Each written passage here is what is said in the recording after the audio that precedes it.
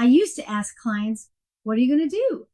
And I'd get one answer. Usually the safe, obvious choice they'd already had in mind before we even started talking.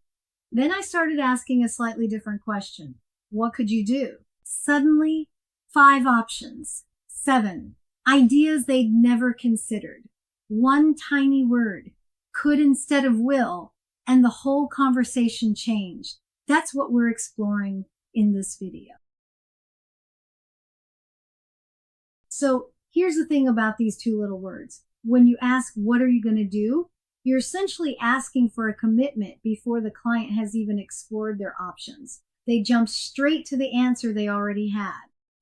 But could, that word opens doors. It says, we're not committing yet. We're just exploring what's possible. And that's exactly where creative thinking happens. Now, both words have their place. Could invites possibility thinking. It's expansive, creative, no pressure. Will invites commitment. It's for later, when options have been explored and the client is ready to choose. The key is knowing when to use each one. ICF puts it this way. The coach invites the client to generate ideas about how they can move forward and what they are willing or able to do. Notice that word, invites. Your job isn't to provide the ideas. It's not to steer them toward what you think they should do. You're creating space for the client's own thinking to emerge. And notice it also says generate ideas, plural. Not one idea, not the obvious idea. Multiple possibilities that come from the client themselves. There are really 2 distinct phases when it comes to generating ideas. First, you diverge. You expand outward, generating as many options as possible without judging any of them.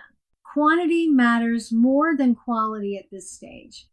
Then, and only then, you converge, you narrow down, evaluate, and choose the most promising paths forward. Here's where coaches get tripped up. We rush to convergence. The client offers one idea, and we immediately start evaluating it, helping them plan around it. But they haven't even finished generating possibilities yet. Resist that urge. Keep the space open until ideas are truly exhausted. Let me give you some questions that really open up possibility thinking. What could be different? What could you do differently? How could this look different? What are all the different ways you could tackle this or handle this? Notice I'm not asking what they will do. I'm asking what they could do. And here's the most powerful follow-up question in all of coaching. What else? Keep asking it. I had a client who usually came to sessions with one answer already in mind. I kept asking what else, and she generated 7 options, some of them completely unexpected. There's always one more idea if you stay curious. For this to work, you need to create psychological safety for wild ideas. Say things like, don't worry yet about whether it's realistic. Let's just get it all on the table first. You're signaling that evaluation comes later. Right now, the goal is abundance, not judgment. Watch for premature self-editing. The client starts to share something and then says, oh, that's silly, never mind. Don't let them dismiss it. Gently invite them to share it anyway. Because here's the thing, that silly idea often holds unexpected wisdom. Sometimes the most creative solutions emerge from the ideas that seemed ridiculous at first. Let me name some common mistakes I see. First, rushing to evaluate ideas before they're fully generated. The client offers an option and you immediately start drilling into the pros and cons. Slow down. Keep generating. Second, subtle steering toward the idea you think is best. Even with good intentions, this undermines the client's ownership and self-awareness. It's their life, their choices.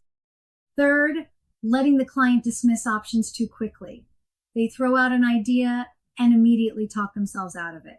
Keep the space open until possibilities are truly exhausted.